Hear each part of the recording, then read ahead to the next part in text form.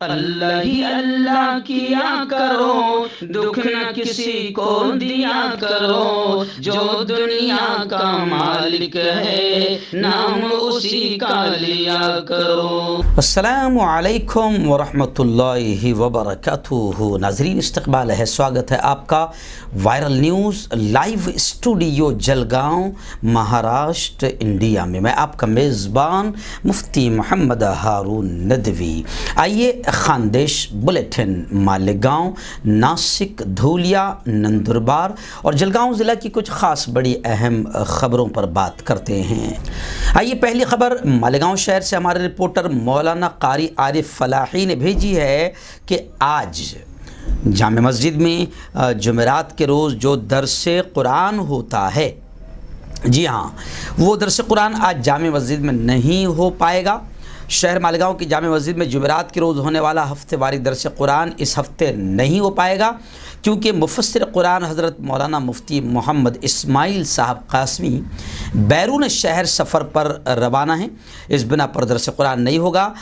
मुफ्ती साहब आज रात देर गए उनकी वापसी होगी। इंशाअल्लाह नमाज जुमा से पहले जामे मस्जिद में मुफ्ती इस्माइल साहब का खिताब ज़रूर होगा। आज रात देर वापसी हो जाएगी, लेकिन आज का दरस कुरान नहीं हो पाएगा। आइए नाज़रीन, बात करते हैं डायरेक्ट नासिक शहर के कुछ ख़ास बड़ी ख़बरों पर। जी हाँ, मैं आपको बता दूं कि नासिक में महानगर पालिका के इलेक्शन का बिगुल बज चुका है। जी हाँ, चुनाव से पहले वहाँ पर पाटिल परिवार में जो छिपा संघर्ष है वो सामने आ रहा है और ख़बरें आ रही कि अभी भतीजे ने ही चाचा को खुली चुनौती दे दी है। जी हाँ नाज़रीन, मैं आपको बता दूं कि 2022 फरवरी 2022 में नासिक महानगर पालिका का आम चुनाव हो रहा है, जिसकी तैयारी लगभग सभी राजनीतिक दलों में और जो लोग इच्छुक उम्मीदवार हैं उन्होंने भी काम शुरू कर दिया है, और जो मौजूदा नगर सेवक है, कारपोरेटर है, उन्होंने भी थोड़ा बहुत काम इसलिए शुरू कर दिया है ताकि गलियों में जाकर वोट मांगने के लिए मुंह ज़रूर रहे। और नासिक महानगर पालिका के चुनाव को लेकर जो बड़ी खबरें वायरल हो रही है, ख़ासतौर से कि भतीजे ने ही चाचा को खुली चुनौती दे दी। तो कहा जा रहा है कि पूर्व महापौर दशरथ पाटिल के पुत्र प्रेम पाटिल ने बाकायदा अपने ही चचा तथा भाजपा के वरिष्ठ नगर सेवक दिनकर पाटिल को खुली चुनौती दे दी है। इसके चलते पाटिल परिवार में वर्चस्व को लेकर एक विवाद जो शुरू हुआ है वो अब मंजरे आम पर आ चुका है। जी हाँ नाज़रीन, वही नासिक की दूसरी बड़ी खबर जनाब ये भी आ रही है, ख़ासतौर से कि कोरोना की तीसरी लहर ने दस्तक दी है। सितंबर अंत और अक्टूबर के शुरू पहले हफ्ते में ख़तरा ज़ाहिर किया जा रहा है कि तीसरी लहर अपना कहर ढा सकती है। नासिक महानगर पालिका ने तैयारियां शुरू कर दी है। शहर के जितने भी प्राइवेट अस्पताल है वहां पर अस्पतालों के तकरीबन 12,518 बेड आरक्षित कर दिए गए हैं, रिजर्व कर दिए गए हैं, और 7,109 ऑक्सीजन तो 680 के करीब वेंटिलेटर के बेड भी तैयार हो गए हैं। और महानगर पालिका नासिक के आयुक्त कैलाश जाधव ने ये तमाम जानकारियां दी है। बताया जा रहा है कि per day 240 metric ton oxygen की ज़रूरत रहेगी। और वहीं पर जैसे आप जानते हैं कि तीसरी लहर में बच्चों को ज़्यादा खतरा बताया जा रहा था, तो बच्चों के लिए 400 ऑक्सीजन बेड का भी इंतज़ाम नगर पालिका नासिक ने, महानगर पालिका नासिक ने कर लिया है। आइए नाज़रीन, बात करते हैं अब डायरेक्ट धूलिया शहर और धूलिया ज़िला की कुछ ख़ास अहम खबरों पर। जी हाँ, इस वक्त धूलिया की बड़ी खबर मेरी निगाहों के सामने आ रही है।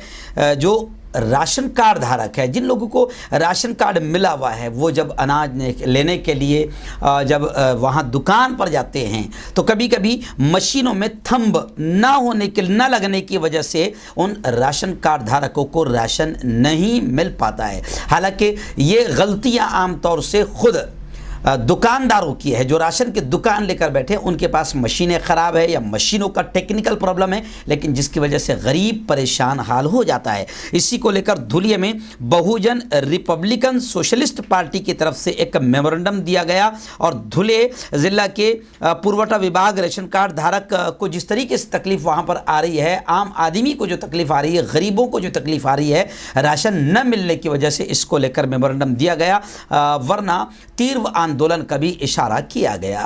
नाज़रीन, ऐसी धूलिया शहर की एक बड़ी खबर इस वक्त मेरी निगाहों के सामने ये भी आ रही है कि धूलिया शहर में बहुत सारे विकास कार्य शुरू हो चुके हैं और अभी खबरें आ रही है कि वड़जई रोड से सायरा हज्जन स्कूल नंबर तक जो 100 फुटी रोड है, इसका भी काम का शुभारंभ हो चुका है, यानी शुरू कर दिया गया है। धुले वार्ड क्रमांक 12 और ऐसी 19 आखिर तक जो काम है, महानगर पालिका इसमें दखल दे रही है और महानगर पालिका ने इसको ध्यान में रखते हुए बुध के रोज़ की खबर आ रही गुज़िश्ता कल की कि वड़जई रोड से सायरा हज्जन स्कूल का जो 100 फुटी रोड है, इसके काम का शुभारंभ गुज़िश्ता कल हो चुका है। यानी कहीं ना कहीं धुलिया वासियों के लिए, ख़ासतौर से वड़जई रोड का इससे पहले भी खबरें आई थी कि हरदिल अजीज़ आमदार डॉक्टर फारूक शाह साहब और उनकी पूरी टीम ने बड़े पैमाने पर इन इलाकों में विकास के कामों को शुरू कर दिया है और बड़े पैमाने पर काम हो रहे हैं। तो अभी ये भी खबर आई है कि वड़जई रोड से लेकर सायरा हज्जन भी स्कूल का जो 100 फुटी रोड है,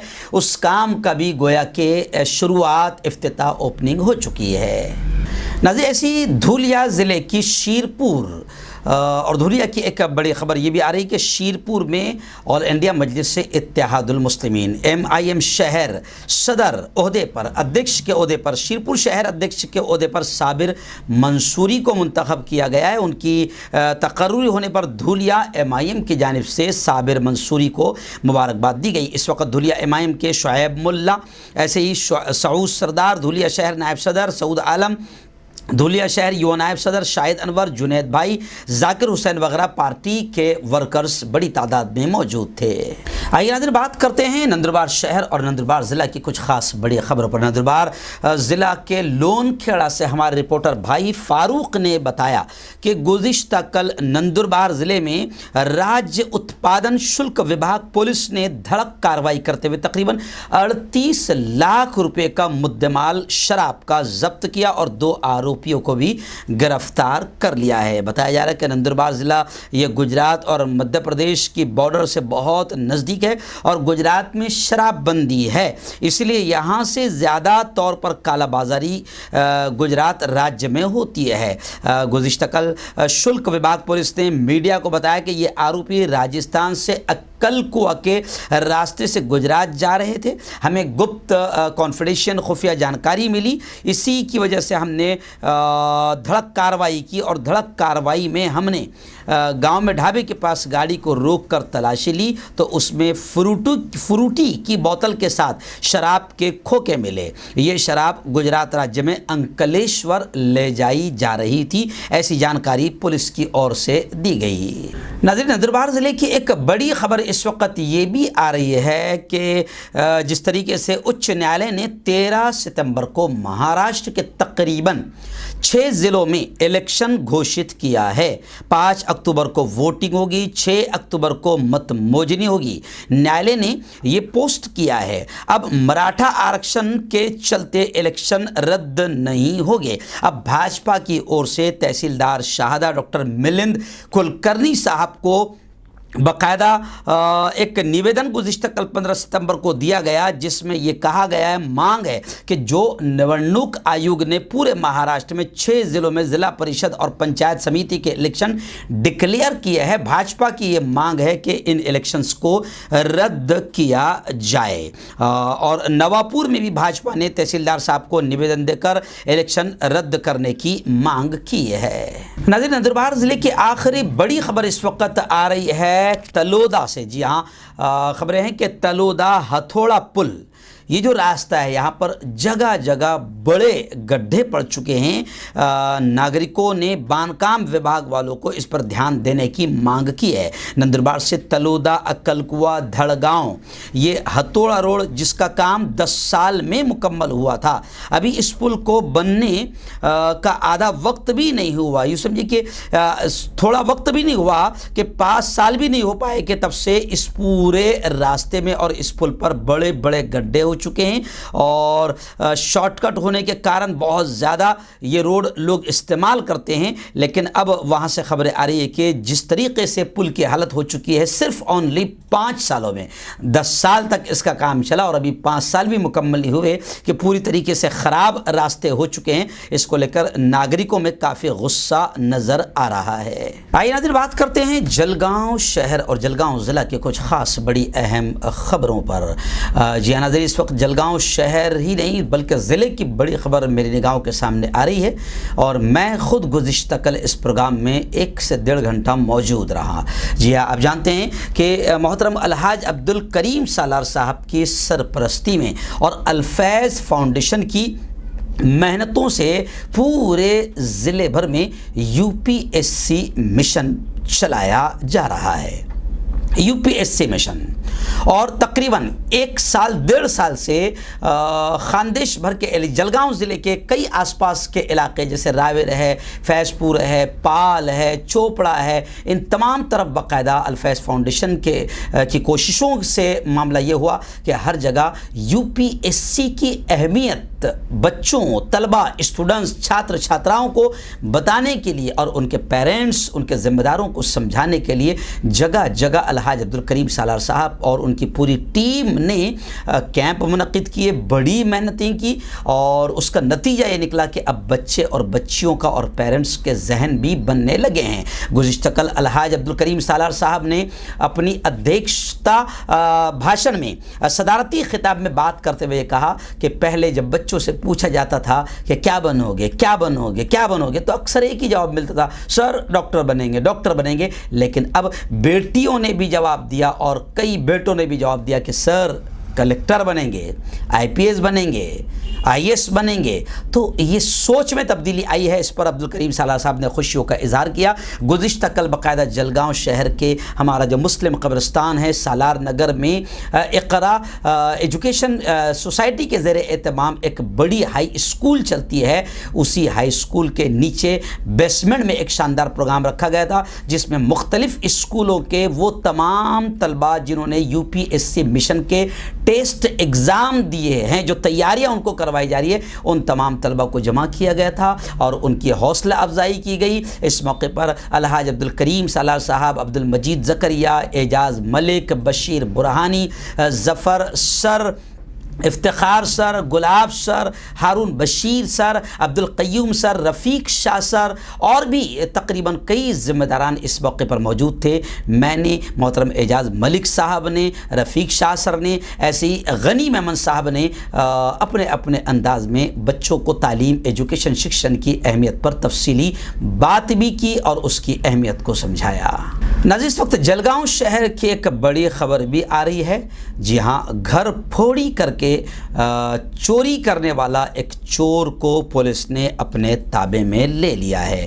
तामापुर भाग के जो पंचशील नगर का रहने वाला सरफराज खान, अय्यूब खान पठान, इनके घर में तकरीबन 13 सितंबर को चोरी हुई थी और इसी इलाके का एक रहने वाला जो शख्स है उसी ने ये चोरी किया था।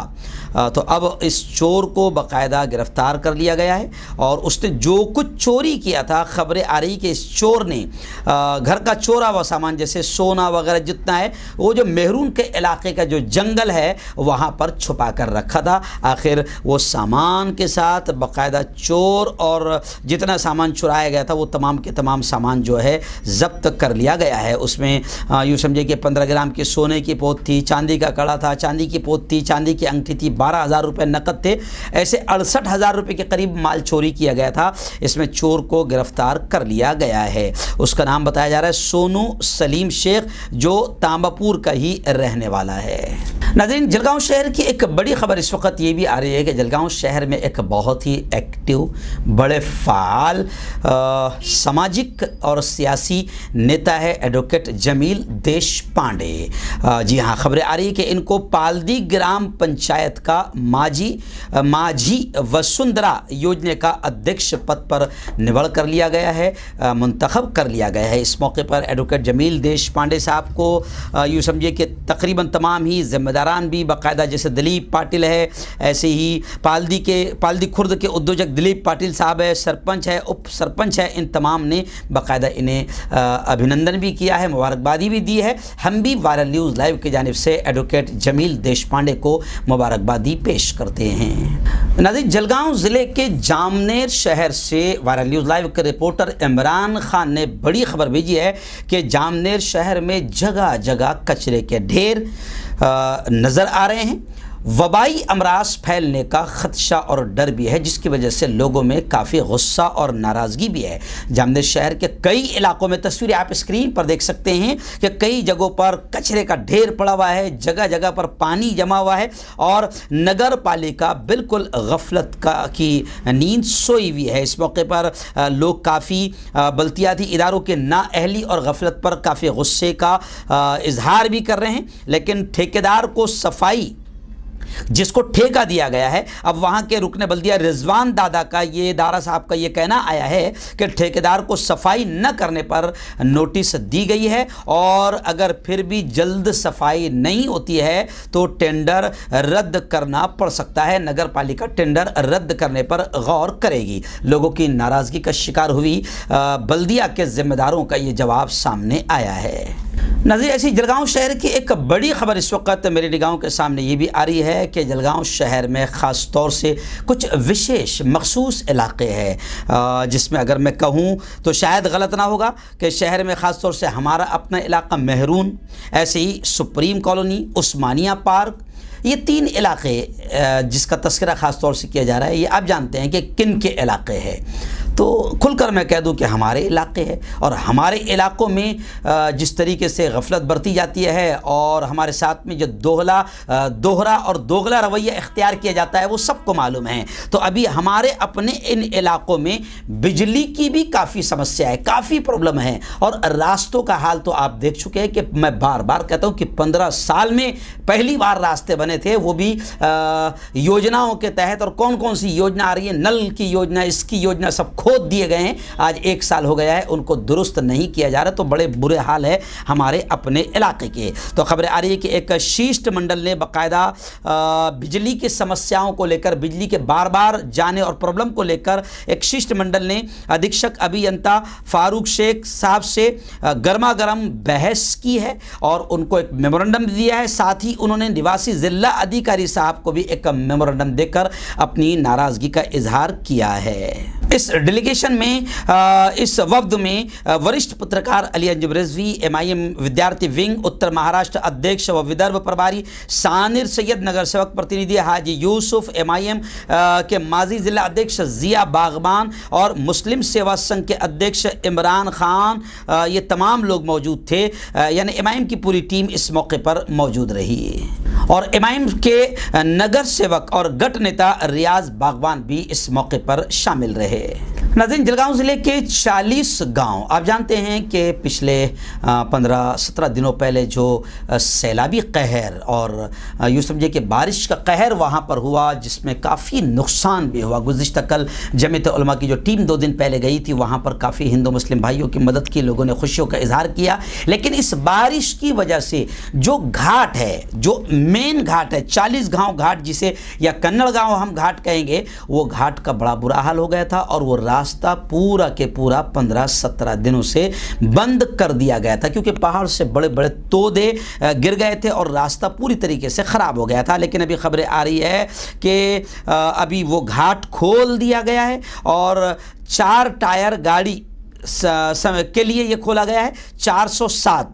जो छोटी गाड़ियां है, ये गाड़ियों के लिए ये रास्ता खोल दिया गया है, यानी बड़ी गाड़ियों को अभी फ़िलहाल परमिशन नहीं है। नाज़रीन, इस वक्त जलगांव शहर की एक बड़ी रिपोर्टर चेतन भाऊ ने इस वक्त बड़ी रिपोर्ट, बड़ी खबर भेजी है कि जैन कंपनी, आप जानते हैं कि जैन कंपनी में बहुत सारे कर्मचारियों को काम से निकाले जाने की खबरें वायरल हो रही है।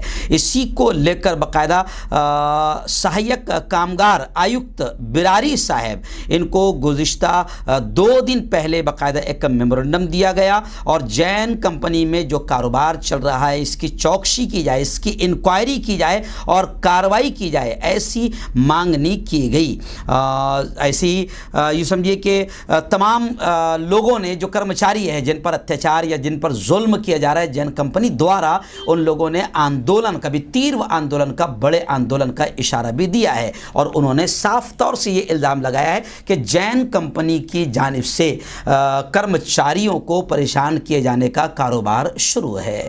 नाज़रीन, जलगांव ज़िले के यावल से एक बड़ी खबर इस वक्त वहाँ से हमारे रिपोर्टर मौलाना रिजवान फलाही ने भेजी है कि 2-3 दिन पहले यावल शहर में बहुत ही एक एक्टिव जवान है जिसका नाम अज़हर है। मेरे साथ जुड़कर भी इसने काफ़ी काम किया। शेख अज़हर और उनकी पूरी टीम ने बाकायदा एक कैंप मुनक़िद किया वहाँ पर यावल शहर में तमाम नागरिकों के लिए, तमाम आम जनता के लिए। वो कैंप का मकसद ये था कि हुकूमत की जानिब से जो सरकारी योजनाएं होती है, ये बहुत सारी योजनाएं ऐसी होती है कि जनता को, आवाम को, लोगों को इसकी खबर ही नहीं होती है। तो इन योजनाओं का फ़ायदा कैसे उठाया जाए, इसके लिए बाकायदा एक कैंप रखा गया था और इस कैंप में बहुत सारे लोग शामिल हुए और बहुत सारे लोगों को इन तमाम योजनाओं की तफसीलात बताई गई और ऑनलाइन फॉर्म भर कर भी उनको